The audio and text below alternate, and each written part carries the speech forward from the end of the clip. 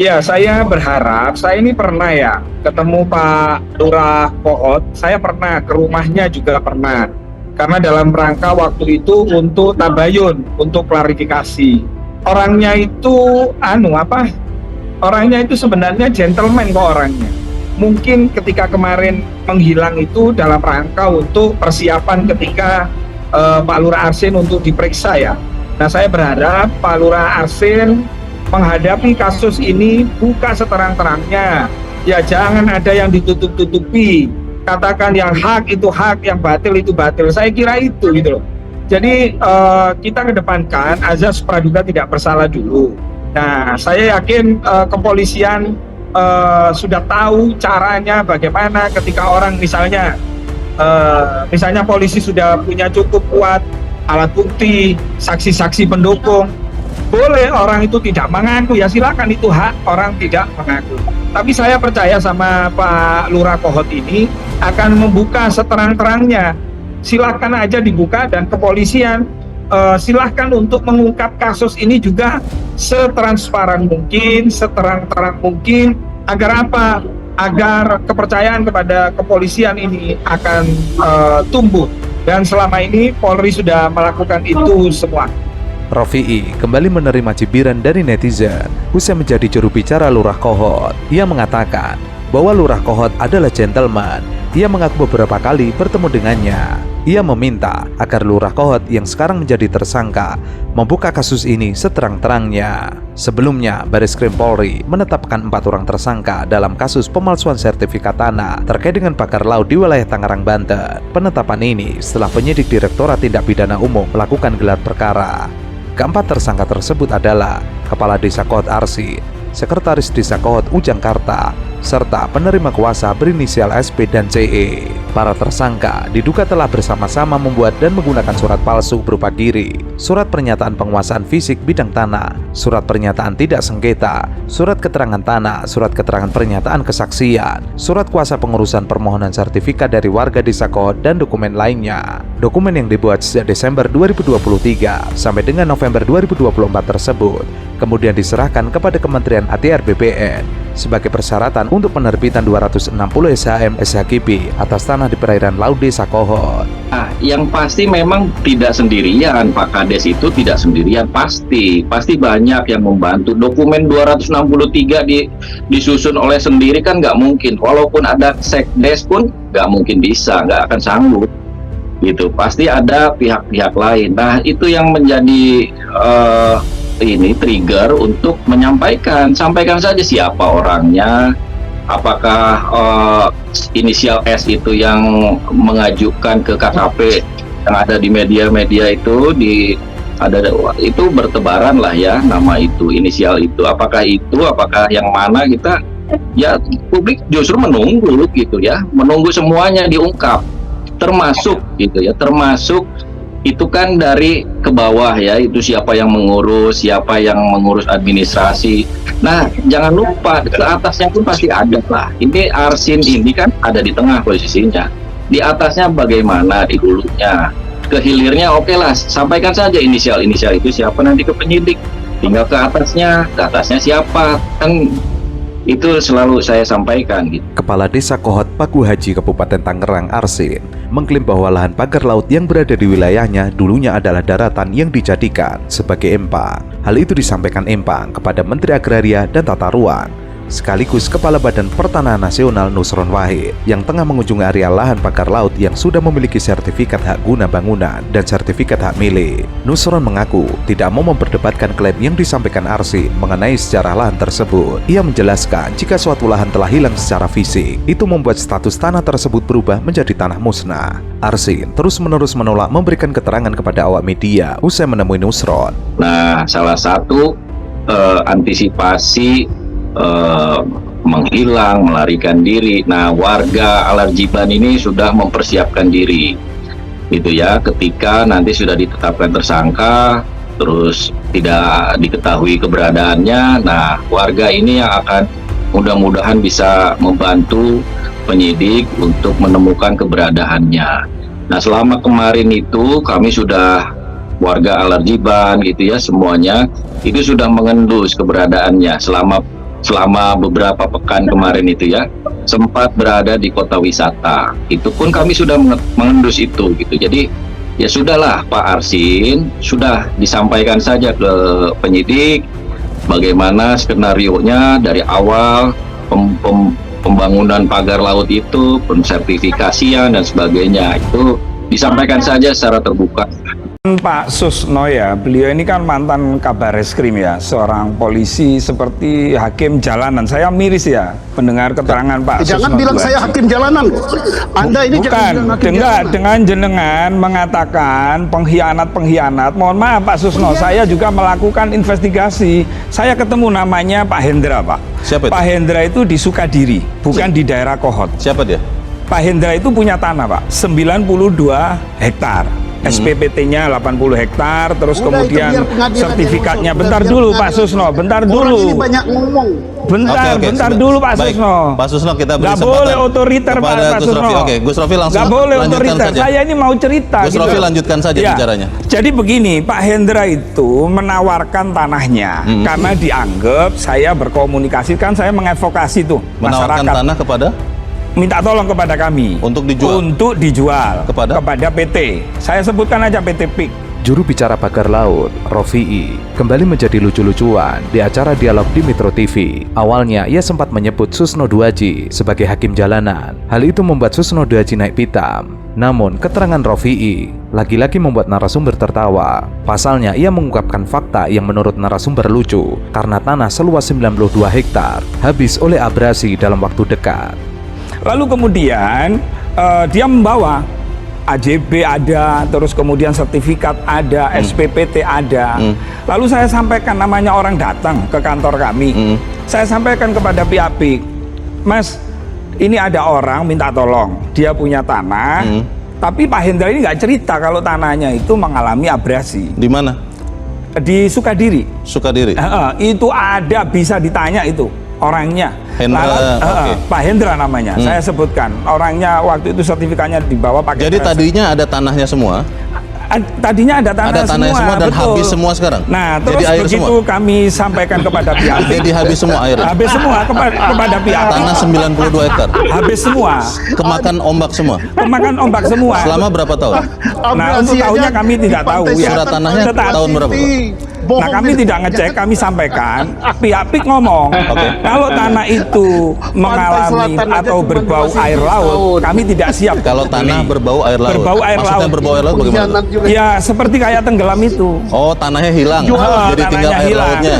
Karena sampai Pak Hendra itu bilang, nggak apa-apa Gus, Sebentar lagi dibeli berapa bulan aja bisa yang jadi. penting. Tapi ternyata PT tetap nggak bisa, gitu loh. Jadi jangan tidak lama-lama pernah ini membeli Ini maksudnya fakta, ya? ini bisa dihadirkan kok ke Metro. Kepala Desa Kohot Paku Haji Kabupaten Tangerang Arsin mengklaim bahwa lahan pagar laut yang berada di wilayahnya dulunya adalah daratan yang dijadikan sebagai empang. Hal itu disampaikan Empang kepada Menteri Agraria dan Tata Ruang sekaligus Kepala Badan Pertanahan Nasional Nusron Wahid yang tengah mengunjungi area lahan pagar laut yang sudah memiliki sertifikat hak guna bangunan dan sertifikat hak milik. Nusron mengaku tidak mau memperdebatkan klaim yang disampaikan Arsin mengenai sejarah lahan tersebut. Ia menjelaskan jika suatu lahan telah hilang secara fisik, itu membuat status tanah tersebut berubah menjadi tanah musnah. Arsin terus-menerus menolak memberikan keterangan kepada awak media usai menemui Nusron. Setidaknya dia 3 kali menghindari kejaran wartawan. Kalau ini kan saya katakan berkali-kali sudah terang benderang ya, seperti makan siang pakai lampu petromak ya. Kasusnya itu ada berapa? Kasus pagar laut, oke lah. Yang menyidik itu adalah PPNS dari KKP. Hukumannya bisa denda, bisa juga penjara. Baca undang-undang tentang pengelolaan pesisir dan pulau-pulau. Mendirikan bangunan secara fisik itu ancaman hukumannya ada penjara dan denda. Oke, sekarang masuk ke pensertifikatan. Laut disertifikat. Sudah benar, kejaksaan periksa mulai dari siapa? Lurah atau kades. Dan kades ini memakai tanda tangan, memakai KTP warga yang dipalsu. Kemudian diterbitkan sertifikat, berarti ada yang memproses ya, memasukkan keterangan palsu untuk alas hak terbitnya sertifikat. Itu minimal pidana umum pemalsuan. Oke. Kemudian memberi uang itu suap. Kemudian bekerja sama dengan aparat, tadi Pak Nusron Wahid sudah umumkan dari Kementerian ATR, jajaran kabupaten sampai jajaran provinsi yang terlibat, yaitu juru ukur dan sebagainya.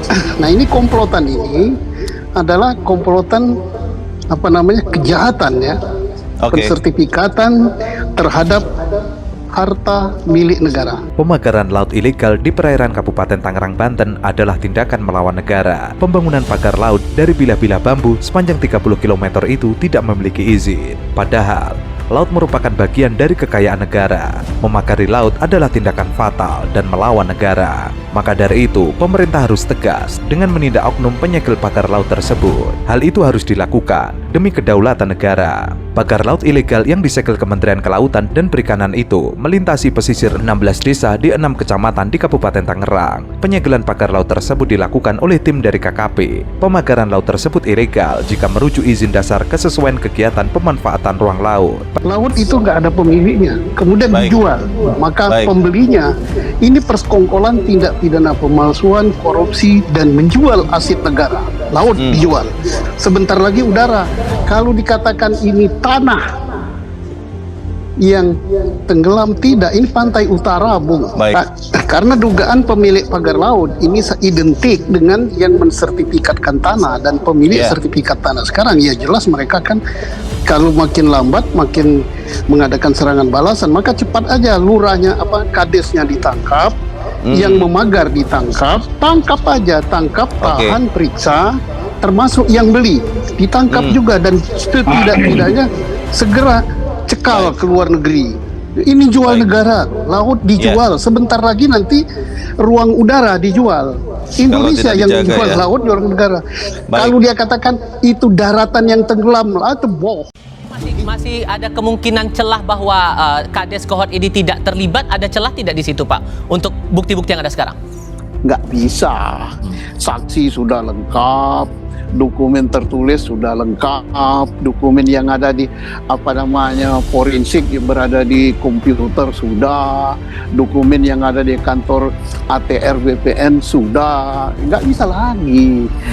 Justru kalau dia tidak mengaku terus terang, dia masih berbelit-belit, itu akan memperberat ancaman hukumannya.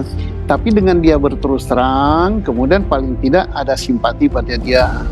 Jadi ya nggak usah ngeyel lagi lah. Ya, kalau dia ngeyel itu persoalannya jadi berat. Orang akan menganggap dia sebagai pengkhianat menjual laut milik negara. Nah, gitu kan. Kepala Desa Kohot Paku Haji Kabupaten Tangerang, Arsin, mengklaim bahwa lahan pagar laut yang berada di wilayahnya dulunya adalah daratan yang dijadikan sebagai empang. Hal itu disampaikan Empang kepada Menteri Agraria dan Tata Ruang, sekaligus Kepala Badan Pertanahan Nasional Nusron Wahid, yang tengah mengunjungi area lahan pagar laut yang sudah memiliki sertifikat hak guna bangunan dan sertifikat hak milik. Nusron mengaku tidak mau memperdebatkan klaim yang disampaikan Arsin mengenai sejarah lahan tersebut. Ia menjelaskan jika suatu lahan telah hilang secara fisik, itu membuat status tanah tersebut berubah menjadi tanah musnah. Arsin terus-menerus menolak memberikan keterangan kepada awak media usai menemui Nusron. Setidaknya dia 3 kali menghindari kejaran wartawan. Terus kali ini justru semakin terang benderang ya. Polisi mengatakan sudah menemukan alat bukti berupa komputer, berupa dokumen, berupa keterangan saksi dan sebagainya. Itu sudah lebih dari cukup. Kemudian ditambah lagi keterangan dari Kadis Kohot. Kadis Kohot mengatakan minta maaf, mengaku telah mencatut nama warga. Kemudian minta maaf juga karena kekurang pengetahuannya bahwa dia bekerja itu memalsu atau bekerja membuat sertifikat itu hanya memenuhi permintaan pihak ketiga. Nah, semakin terang lagi, tinggal polisi mengejar pihak ketiganya. Unsur pidananya udah jelas di situ untuk pemalsuannya ya, Pak? Kalau untuk pemalsuan yang dilakukan Kadis Kohot itu sudah tidak bisa lepas lagi, apapun alasan dia, itu kemauan warga atau kemauan kadis, ada pemaksaan atau tidak ada pemaksaan, sudah tidak bisa dia mengelak lagi, pemalsuan itu sudah kena. Nah, tinggal polisi, saya yakin apalagi pada level baris krim ini sudah enak sekali. Kenapa? Karena Kadis Kohot mengaku itu bukan inisiatif dia pribadi. Dia sudah sebut tadi Bapeda. Ya berarti Bapeda pada waktu itu jelas kena. Tinggal nanti Bapeda itu rangkaiannya bisa sampai kepada anak perusahaannya PIK itu bagaimana? Apakah pihak daripada PT yang mempunyai sertifikat itu, ada 2 PT ditambah beberapa sertifikat atas nama pribadi, apakah itu inisiatif daripada PT dan pribadi yang punya sertifikat itu? Justru itu yang otaknya. Ia mengaku heran mengapa Polri, Kejagung hingga KPK seakan-akan takut dalam menindak. Menurutnya, pemasangan pagar laut telah jelas unsur pidananya ketika aparat penegak hukum itu seluruhnya berwenang dalam menindak kasus tersebut. Ia pun menekankan bahwa penerbitan sertifikat HGB di kawasan pagar laut itu sudah jelas pelanggaran hukum. Keluarnya sertifikat di atas laut itu merupakan bukti adanya penipuan atau penggelapan. Ia menegaskan wilayah laut tidak boleh disertifikatkan. Dengan fakta itu, tidak ada alasan lain bagi aparat untuk tidak langsung memproses masalah pidana dalam kasus itu. Nah, kalau sertifikat secara ofisial, secara formal, jelas itu satu pemerintah daerah ya. Makanya kita lihat mengapa pemerintah daerah tidak bertindak kepada Kadis Kohot ya, kepada Kadis Arsen, walaupun dia telah menggegerkan Nusantara. Pihak kabupaten atau bupatinya diam, pihak pemerintah provinsi juga diam, tidak berbuat apapun. Yang kedua adalah ATR BPN setempat, baik ATR BPN dari kabupaten ataupun ATR BPN daripada provinsi, sejauh mana keterlibatannya. Nah, tinggal satu lagi, mengapa mereka melakukan itu? Pasti ada otak yang besar yang mengiming-imingi ya, iming-iming itu apa itu? Yang memberikan pemikat gitu. Silakan, ini ada rencana begini-begini. Kita berharap pihak Baris Krim Polri menyentuh pihak itu sehingga mereka bisa menyertifikatkan sedemikian luas laut itu karena sudah ada pembeli atau sudah akan ada yang beli. Nah, Menurut Anda indikasi pihak yang besar itu siapa, Pak? ya yang mempunyai atas nama, tidak bisa berkutik lagi itu. Ia menyebut penerbitan sertifikat itu diduga kuat karena praktek kolusi, permainan antara dunia usaha dengan pejabat terkait. Pemeriksaan Lurah Kohot Arsin oleh penyidik Kejaksaan Agung terkait pagar laut sudah tepat. Meskipun agak terlambat, pemeriksaan Lurah Kohot yang dilakukan pada Rabu kemarin sudah betul. Dengan pemanggilan Lurah Kohot akan terungkap alasannya mengeluarkan dokumen-dokumen yang diperlukan untuk mengurus sertifikat di area pagar laut Tangerang. Dokumen-dokumen dari Lurah Kohot itu bisa dilacak, seperti dokumen letter C. Apakah baru dibuat setelah ada polemik atau memang sudah ada sebelumnya? Atas nama, baik atas nama badan hukum, PT, ataupun atas nama perorangan. Ya jelas di situlah otaknya. Kalau enggak, siapa yang bermimpi mau nyertifikatkan laut? Siapa bermimpi mau nyertifikatkan bulan? Nah, bulan aja bisa disertifikatin nanti kalau ada yang bermimpi nanti mau punya hak milik atas bulan atau bila perlu lautan Hindia mau disertifikatkan. Dia mau berbuat gitu karena ada, kalau saya sertifikatkan ini akan ada yang beli. Nah, ini pada level Baris Krim ini gampang ini urusan. Nah, dan ini tidak akan terjadi kegaduhan kalau penyidikan ini sampai kepada otaknya. Oke. Selesai gaduh.